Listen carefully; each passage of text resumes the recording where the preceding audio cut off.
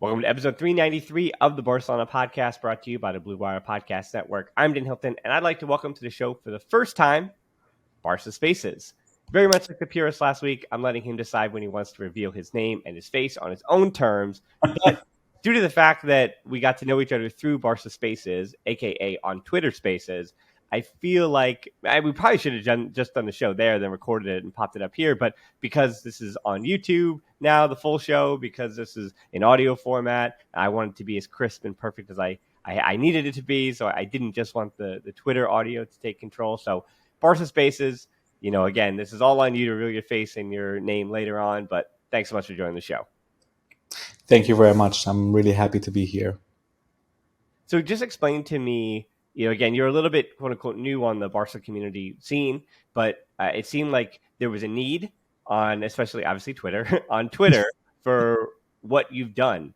Yeah. So what went into deciding to do Barca Spaces, and how did you start to go about, inviting people like me or like other people in this Barca community on social media? Absolutely. For the longest time, for many, many years, I've always wanted to speak with and meet Barcelona fans from around the world. And it wasn't really easy to do this. Apart from, for example, meeting people across the street, or whether you're in New York and you know other Barcelona fans, you become friends with them and slowly get introduced to their friends and so on. So when I jumped into Twitter, I wasn't really using it to meet people. I was mostly using it to know what's happening right now with the world and, of course, with sports and so on. But then Twitter released their Twitter Spaces feature. And I immediately knew, oh my God, this is going to be big for the sports community, specifically for what I love, the Barcelona community. I was expecting that the likes of Barça Center, Barça Worldwide, Total Barça, and all the other big accounts like Barça Buzz and so on would be jumping on this, creating spaces on a weekly basis, maybe daily basis, depending on their availability and so on, to have all the Barcelona fans listen in, live conversations and so on. Meanwhile, I believe I heard a few things about something called Clubhouse, although I really never got into it, that's where the feature kind of was inspired by. I wish I knew about it earlier to kind of be involved, but alas, here we are with the Twitter Spaces world. But then I started to notice, well, not many people are doing this. I'm surprised. Like only like regular fans are having spaces with like 5 people, 2 people, 3 people, and so on. So I thought, okay, let me start talking to these folks. So I actually started reaching out to La Seniera, to Barça Center, because I knew a couple of people who work kind of behind the account. And I asked them, how would you like to start these kind of spaces? At the time, they were like, no, we're not really sure. I don't know if we were comfortable speaking live in front of everyone.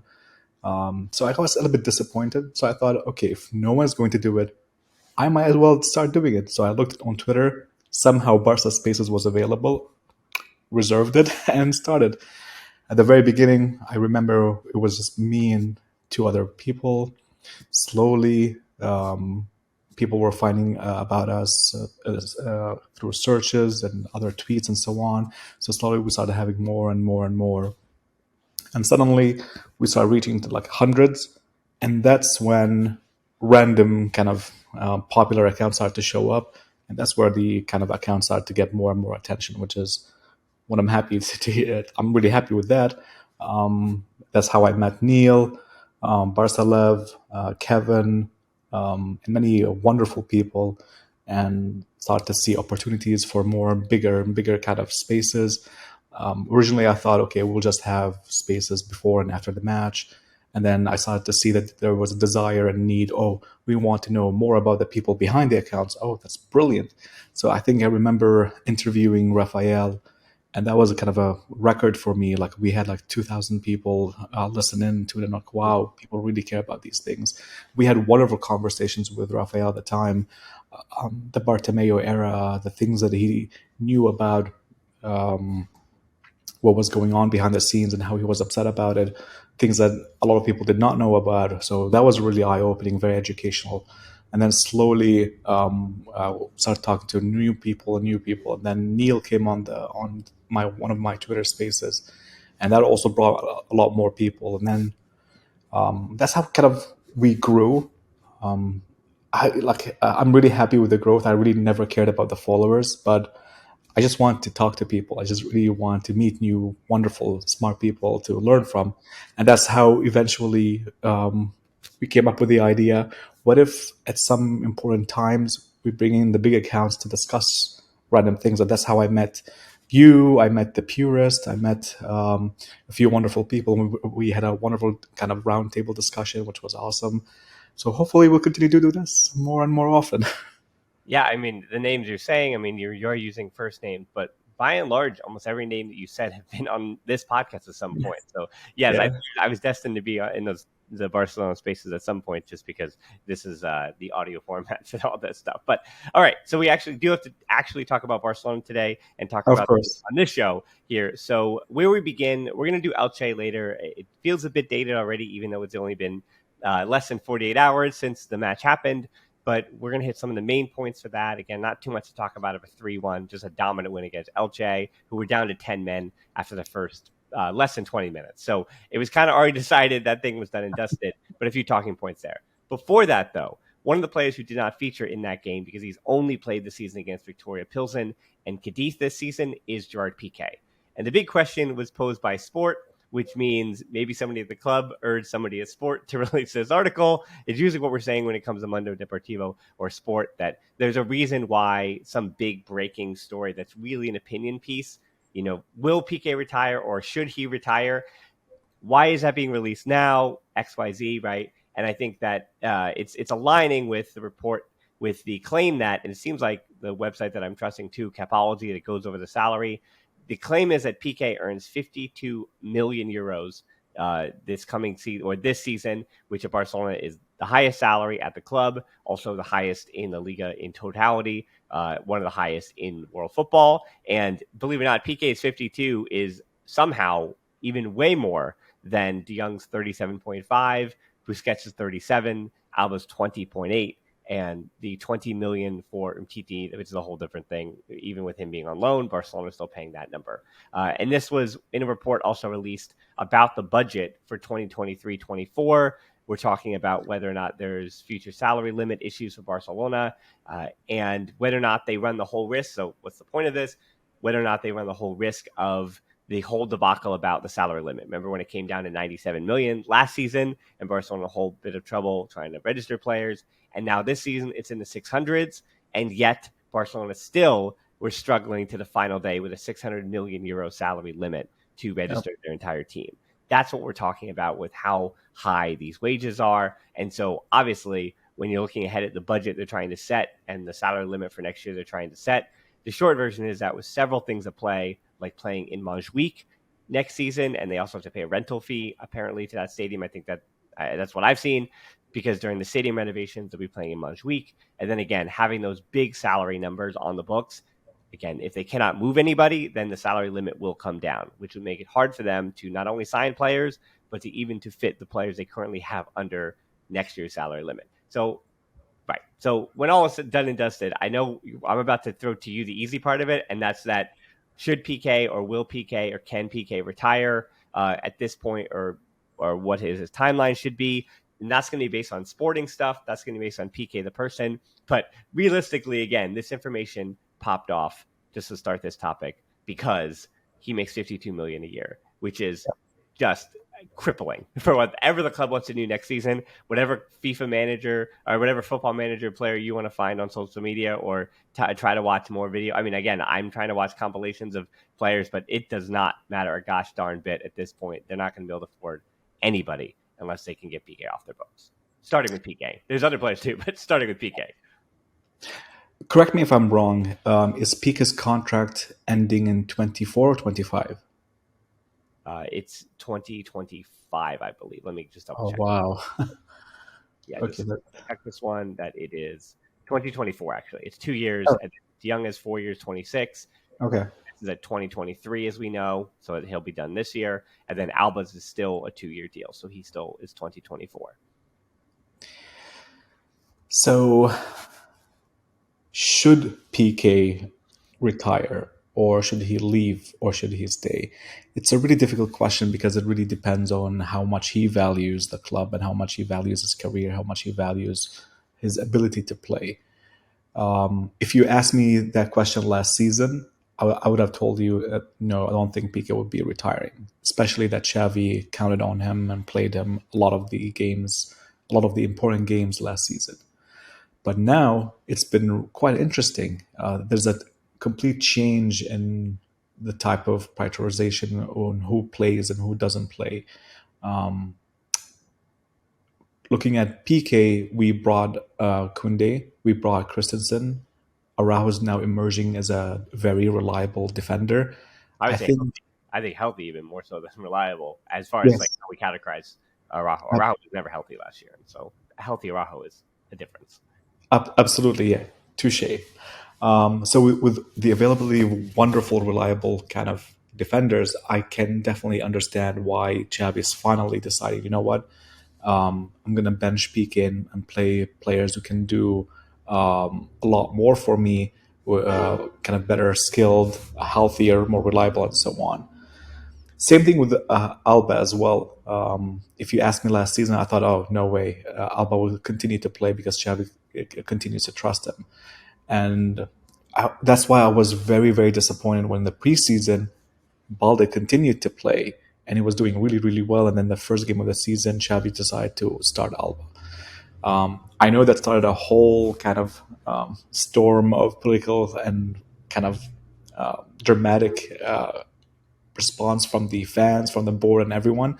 But I'm glad that to see that Xavi finally realized, you know what? Yes, I made a mistake.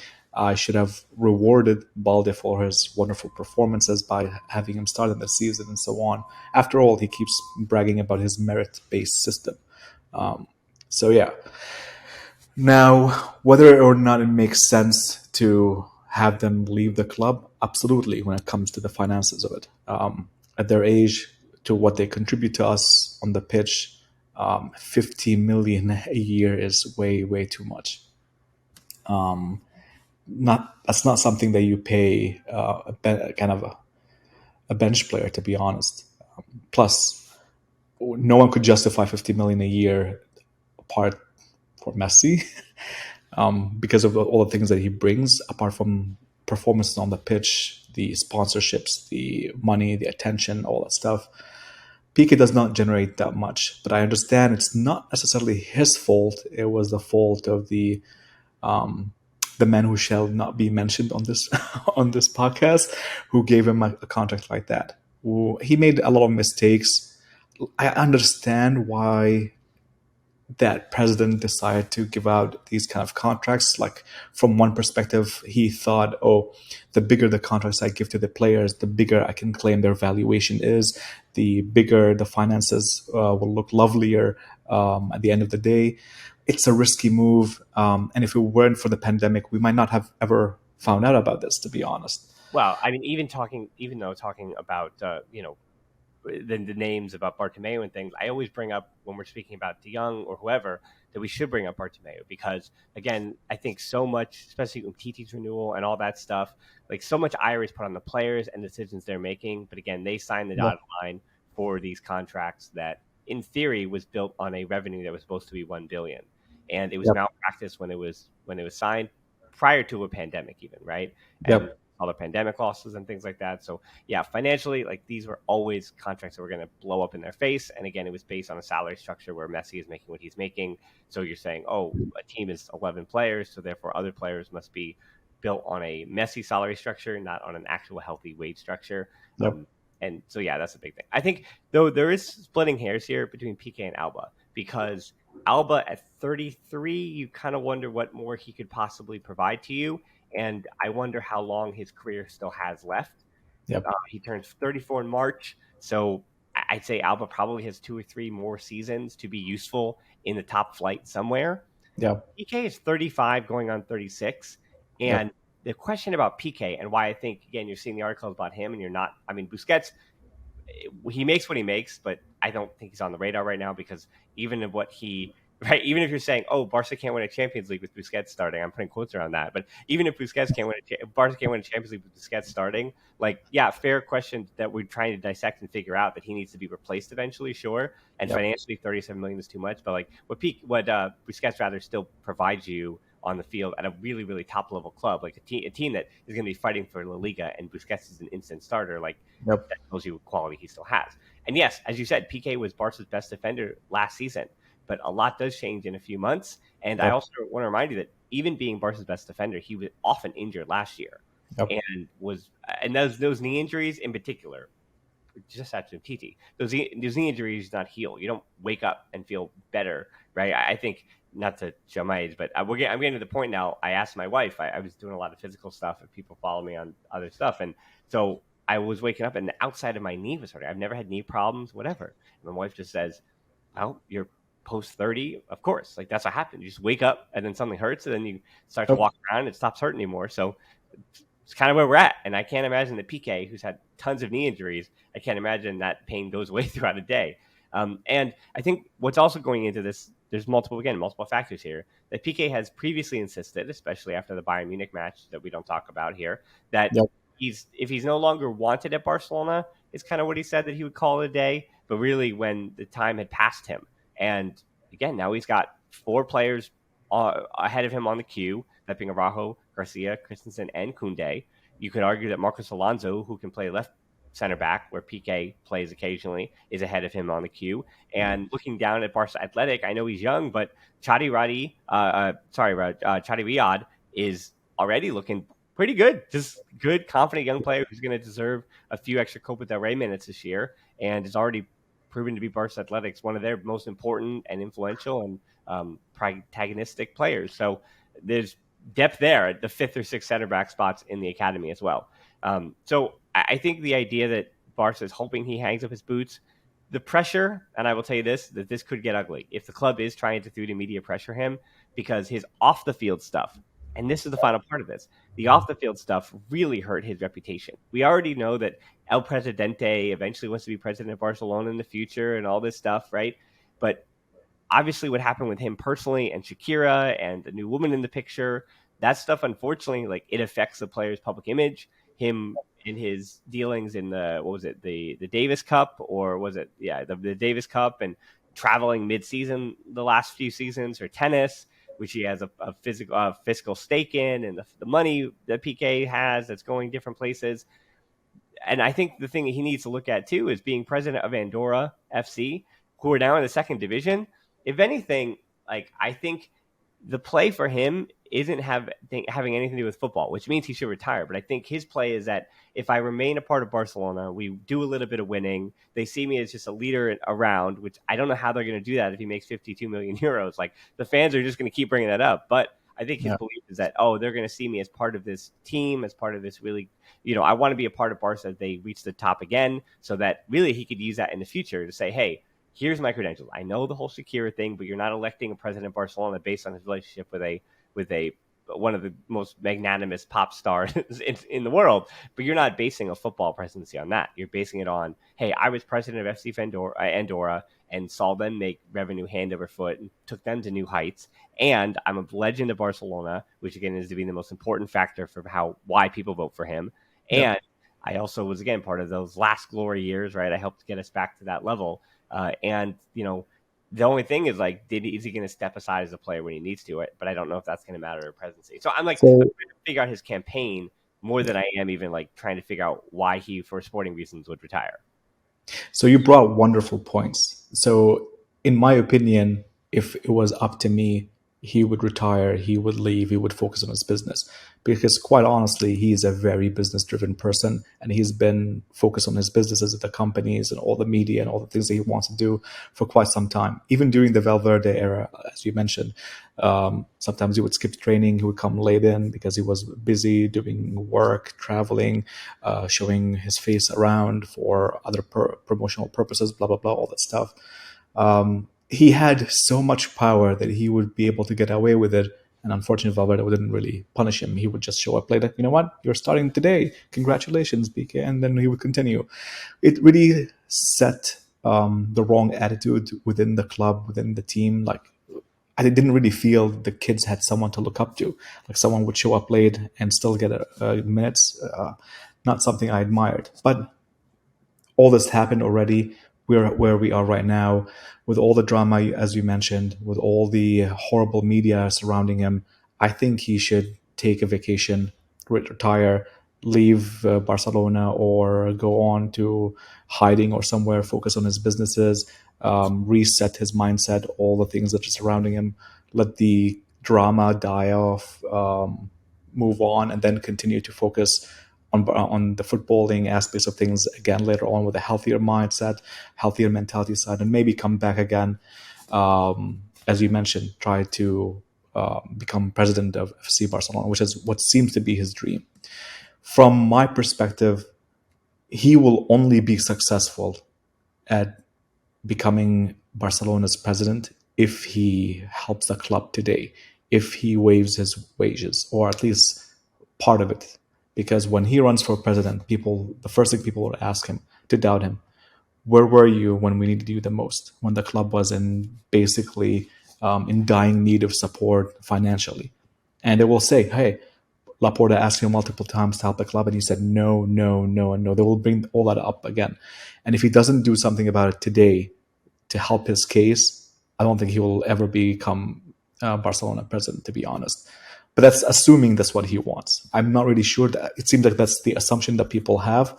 I don't know if it's an inside joke that he had or it's truly his ambitions. No idea. But if that's truly the case, he has to act now.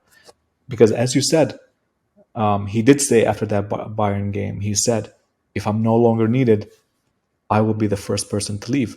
And yet he's still here, despite the fact of all the financial issues the company had, the massive salaries, and so on.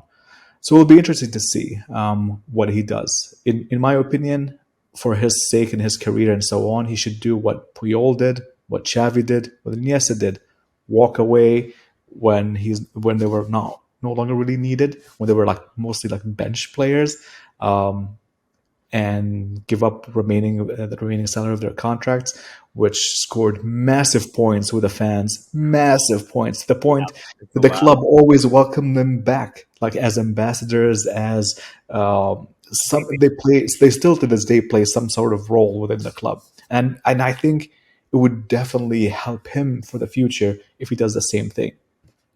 52 million euros is a lot of money, though. Like, and I Exactly. do, like, to their credit, like, again, it's the third week of September, and you don't know if the club will need you. Like, it's a long season, right? Even being fifth on that depth chart, like, injuries might happen for multiple players, or you don't know where Balde's progress is going to be if you're Alba, right? Like, you're still Jordi Alba sitting on the bench, and these players don't stop believing themselves, right? They don't. There's not a moment when then they're like, there is that thing where they say about those athletes, you die twice, right? You die as an athlete and you come to that conclusion and you kind of decide your own depth.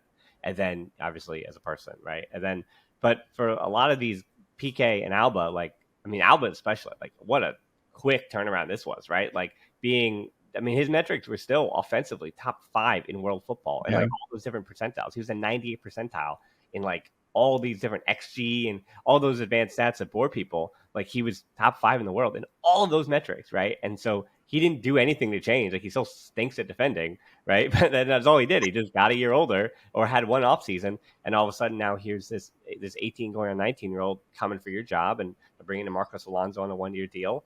And now you're sitting on the bench, and especially during Elche, there was a whole I just watched a compilation about how he kept yawning, which I want to throw that out. Like, body language is something, yes, but like, these games are long. Like, all of these players are like want to be on the field, and I don't read into the body language, like, other than when players are coming off the field, like how they interact with their coach. Like, I always think that matters to a point, right? Like, it kind of says something, but I think I want to really focus on Frenkie de Jong and Okay.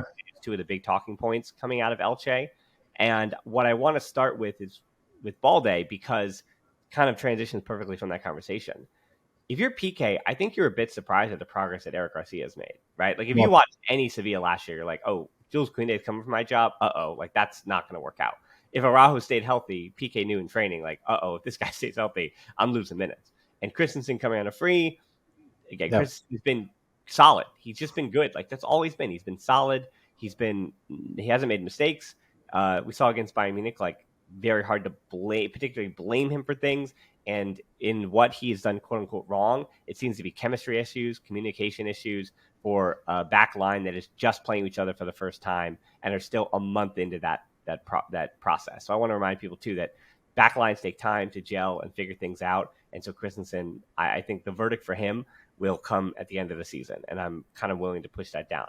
For Balde, though, that verdict is going to keep being reassessed because, again, you have Alonso that's very experienced left back, and then you have Jordi Alba, who's, again, a club legend, sitting on the bench. So for Balde, it's kind of every game kind of keeps showing up in totality. And for him, very much like Eric Garcia, these players under Xavi have improved.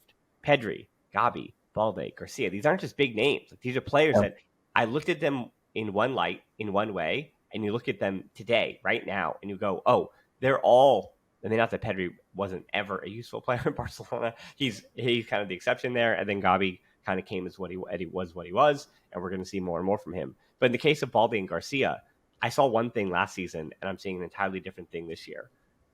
Xavi has got them to improve. He's got them to be better. And it's astonishing. So the stat I'll leave it off before you talk about Balde here and what his role this year should be is that Moukoko of Dortmund is the only player in the top 5 leagues who has a larger goal contribution for U19 players.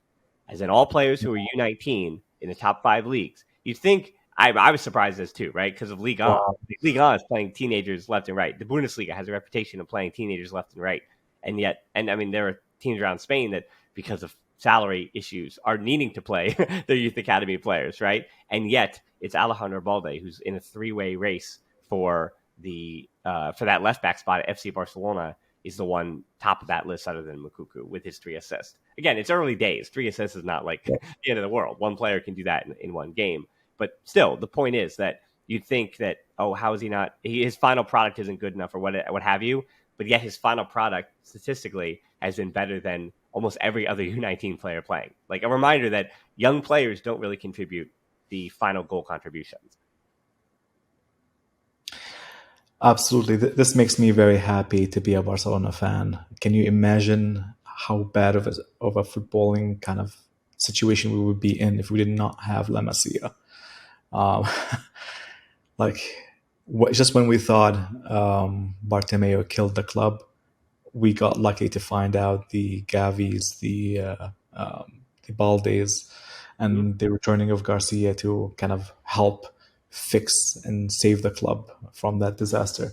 I mean, do you know how many think pieces, and I mean, even me on BarcaBlog.com, you can look at it. Like, Francesca and I, for years, just had to keep writing, like, Sergio Roberto was the last one, right? With clenched teeth, like, when's the next one? Oh, Carlos Alenya, and then I bring up a name, or Deulofeu, and like exhaustively for 7-8 years. I've been doing that. Like, La Masia is dead. That's what everyone says, and obviously on ESPN or wherever it is, like, La Masia is dead. So you just have to face reality. And then last 2 years, I'm like, Ansu Fati has been in La Masia for 10 years. Like, everybody, like, calm down a little bit. Like, and now you see Gavi and Garcia returning, as you mentioned, and Balde. And I mean, basically what it is that the young players like Gavi and Balde and the players who were always a year or two ahead of schedule, those players are starting to be integrated in the first team and be good on that. Like, I always have to remind people that there were a few years there where I would look at that that UEFA Youth League squad, and I would go, like, this is the year or two before Puig and Callado. Let's put it that way. So it was, what, 2017 that would be, or 2016 era? I would look at that squad and I go, I don't see it. Like, I can't imagine more than one of these players being the first team. And then, again, Balde and Gavi, I've known about for a few years now. And I went, oh, wait, these kids are 14 years old playing with 16-year-olds. And then they were 15 years old playing with 18-year-olds. And they were 16-year-olds playing for Gavi playing the first team. But, right, for Balde, he was 16 playing with the U19s, right? And so you're seeing these kids ahead of schedule. And I always tell you, those are the kids you have to highlight. Those are the ones you circle, the ones who are way ahead of schedule. Wait till Yamal shows up. All right, everybody relax. He's 15. Everybody relax. But also, again, I'll eat crow because honestly, was 16 when he came up. Gavi was 16 when he came up. And on Thursday's show, we're going to talk about a Barca B player who was the youngest ever to feature for a Barca first team for the Femení earlier in the week. So, or last week rather. So, yeah, I mean, I'm going to eat crow because, yeah, he in 10 months he turned 16, and then all of a sudden there he is, right? But again, until they're there, everybody relax. Absolutely. Now back to Balde. To be honest, I knew he had talent. He just needed a proper coach to coach him, which he didn't really have until Xavi arrived. And a Yep. lot of people I remember in the Twitter spaces would be telling me, hey, I don't think Balde is Barcelona material. I think he will be the first to be shipped off. When I ask why, they would keep telling me, oh, because he didn't really play any games or didn't really have that many minutes under Xavi. But then you remember last season, there are two things that would be worth to highlight. One, there was this really funny, I think, La Liga rule that said that Barcelona could only use three Barça B players to be part of the first Yeah. team or something like that. Yep. And if you think about it, when Xavi took over, he was desperate for forwards. So basically, he used Jutkla, he used Abde, and I think he opted for Gavi sometimes. And then Nico as well. And then I remind you, his first game ever, he also started Ilash Komash, Yes, who yes, is that's true. a player who's always above schedule or Yes, whatever. true. Yep. Yes, 5 players, as you said, for 3 spots. Yep. Exactly. So he didn't really have that many options to include Balde. And based on the needs that he had, he opted to leave Balde in Barca B. And of course, also when the second half of the season came, we really were desperate to make sure that we win every single game. So he had to have his absolute best players, the ones who are ready to perform on a daily basis. So there were no times available for development, testing, trying new things, and so on. He had to win every single game as much as possible to be But able Balde also to missed 4 qualify. months too. Balde also missed 4 months with a shoulder injury and then was back. Yes, So that's true. That's true. amount of time. So that's why, from my opinion, I don't think Balde not playing meant that Xavi did not trust him. It's just unfortunate circumstances that we were left with, that Xavi had to, that he really had to bring up certain people and rely on the experienced players, the ready players, or basically. So when the preseason happened, I was very happy to see Balde coming in. I'm like, yes, I'm going to go see the match. I'm going to be excited. I want to watch it. I went to the Barcelona versus New York Red Bulls. I had a blast over there, and I watched him. He was unbelievable. Like almost every single game he played, he did really, really well, exceeding expectations for someone of his age, playing with the first team and so on. And when the Juan Gamper Trophy game came along, I was really happy to see that Xavi picked him over Alba. I'm like, yes, finally, he's going to get the chance. The whole merit-based system is in full effect, and he did also really well. And when La Liga started, I'm like, yes, finally, Xavi is true to his word. He's going to keep his word. And Alba starts. And I knew I was really upset. I'm like, oh my God, this whole talk about merit-based system was all kind of just talk, not real. I'm pretty sure that means we will be seeing Pique also start over Araujo, Kunde, and so on. But luckily, it was a slight mistake, and he corrected that immediately. Although it was mostly because of pressure from the fans and the board as well. But I'm really happy to see that Balde is indeed getting the chances that he deserved and that he really, really earned.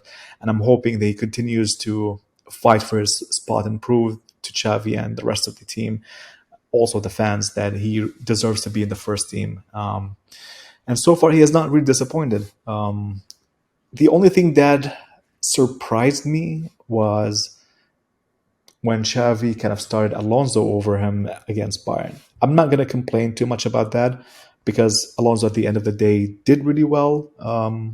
He exceeded my expectation. I did not really expect him to do that well, given that he only had less than 10 minutes before that to prepare. But I was really hoping to see the full merit-based system in full effect, to be honest. But at the end of the day, maybe Xavi thought, okay, let me protect Balde just in case if Bayern basically eat him alive. I don't want him to lose his confidence and so on. So I think from that perspective, I'm going to let it go. But I'm glad to see that he continued to play Balde more often after that. So I'm really happy for him. And I think he will do really well on the long term. And Alonso would be a great person to rotate with. I don't really know what will happen to Jordi Alba, if he'll be only dedicated to the Ibiza game in the Copa del Rey or something like that, or will he actually be rotating in the long term? I don't know if this is a political way to force him out or to get him to reduce his salary. It's hard to say, although it was quite surprising to see that Barcelona try in the last day of the transfer window to send him to Inter Milan, to be honest. Um, I did not expect it, especially how kind of how much he showed that he was against moving anywhere else. I think only Xavi could really pull this off in that dressing room because True, yeah, the question that people asked was, is Xavi going to be playing the sacred cows, as they're called, yep, because he's friends with them and knows them? And the real question we should have been asking is, can Xavi continue to navigate a dressing room where he's upsetting his own friends, where Alba, you don't think Alba has something to say? He's one of the captains. You don't think Pique yep, has something to say? He's one of the captains. Like you're freezing out multiple of your captains, as well as, I want to remind you, Sergio Roberto is also one of the captains, and while he's quote unquote hurt again, not even quote unquote, but he's like he went to the international window hurt again, which made Hector Bellerin's arrival a little bit easier because Xavi could just say, hey, yep. Roberto's hurt right now, so Bellerin, let's get him some minutes, let's get him some run out there, and we also know exactly on a 1-year deal what Bellerin is there to do. But to go back all the way to Balde to put that to wrap that up before we talk Frenkie de Jong, what makes Balde's job a little bit easier, I want to throw this in too, is something I've been calling for a while, where when Ricky Puig first was being called up, even prior to Quique Setién by Valverde for those few opportunities in the Copa del Rey and the like, or we'd see Callado, or we'd see Carlos Perez before he kind of broke out a little bit. When we'd see them play in the Copa del Rey or against Eibar at the end of the season or Celta at the end of the season, you would see 5 to 6, multiple rotations where those players were now playing with Umtiti, who hadn't played more than 7 matches that year, or they were all basically being rotated at the same time. So that doesn't and never really told me much of anything. Like you're Yep. basically seeing a 60% third division side plus players who are completely not match fit from the first team playing against a second or third division side who are pretty cohesive at that point, or in the Copa del Rey round for a reason. Like they'd won other prior games against teams of their level, and that's why they're now playing Barca in what is the third round usually of the Copa del Rey. And so I think to see Balde be able to prosper and thrive, as I said with Balde, the one thing I really got right about him the last 2 years, I was kind of worried about his progress, was that his teammates kind of concerned me last year. I always thought and said that based on his physical tools, if his teammates are better, you're going to see a bit more from him, and that again has been very true with Eric Garcia. I was about to say, but with Eric Garcia, those passes from the left center back out to him are getting to him faster, and that's more helpful where he can get farther forward quicker. Right, he doesn't have to actually receive the ball from the left center back Yep. farther back in his own attacking third. He's able to get forward, and those diagonal balls are hitting him as opposed to missing half of them in a game. Like 70 to 80% of them are hitting, coming from Jules Koundé all the way across field or from Eric Garcia as a left center back. That's just there. Then next to him, the defensive midfielder who's protecting him by coming over. That's Sergio Busquets at times, or it was Frenkie de Jong in that game against Elche. And then who's the left interior that's also covering for him? It's a guy named Pedri, who's so far been one of the best interiors in world football right now, who is 15 of 16 on his long balls coming out to Balde, 92 of 96 on his passes, that being Pedri, 5 key passes against Elche, right? Like against Elche, Pedri's going to eat. And so that's your left interior. And then who is he crossing the ball into, right? It's Dembele usually in front of him on the left wing, or late in the game, it's Ansu Fati, who, yes, he's trying to recover his fitness, or Ferran Torres, but still, you can disparage those players, and Ansu's coming back, and Ferran Torres trying to figure himself out, but still, like, those are gigantic names. And Yep. then who is Balde crossing the ball into? Who is finishing those balls in from Alejandro Balde? The best striker in world football. Like, I say striker because striker is the appropriate term. This is what he does. He scores goals, right? Yep. Lewandowski, this was a fun stat here, is before he scored his second, this is a stat from the first goal, not the second goal in the game. So when he scored the first goal, he became one of just 6 players, or sorry, rather, he became one of just 7 players who scored 7 goals or more in their first 6 games in La Liga. He's Yep. the first to do it in the 21st century, right? Of all the Benzema, of all the Messi, whatever, like has really hit the ground running. That being Lewandowski with these 11 goals total in the campaign, insane. And the names on the list are the names you'd expect. It's Kubala, it's Socrates, it's Di Stefano, some other now Atletico Madrid fans, Vieri, they'd want me to say that name, Seminario from Zaragoza, in their heyday, if you will, and then going all the way back to 1947, the first to do it was Eric Chavala from Athletic Club. But anyway, like those are the names. Very few names. You're talking about the 50s, basically, and one in the 60s, 1997, 2022. Like that's like the kind of things that Lewandowski is doing with his goal scoring to start this campaign. And my guess, Barça Spaces had been 40 on the season. And again, he already has 11. It's the third week of September. And, I'm the one who went high in the predictions based on the other people I spoke to. Because they're like, oh, if he hits the ground running, he's 34, going to be 35. If he gets 30, that's great. It'll help the club win. But I mean, this dude is on pace for, 55, 57 goals or something this season. I mean, that's going to slow down, sure. But, geez, like, that makes Balde's job easier. That makes all these young players that Xavi can put in to get better, to progress. It's a lot easier when you're focal point up top and the guy in training every day. You talked about Pique and Alba and whatever and their spirit. But even though he's not a culé or he's not like Blaugrana or whatever, like the way that Lewandowski trains and the way that he goes about his professional business, it wouldn't surprise me if these young players are looking at Lewandowski and going like, oh, that's our talismanic figure. That's the guy we're going to follow in the battle this year because that's the guy who leads the line and the guy who's going to kill it. Like that's the guy. Okay, and then speaking of players that you need to kind of follow in the battle and go after, it's Frenkie de Jong, who was arguably the man of the match in that Elche match.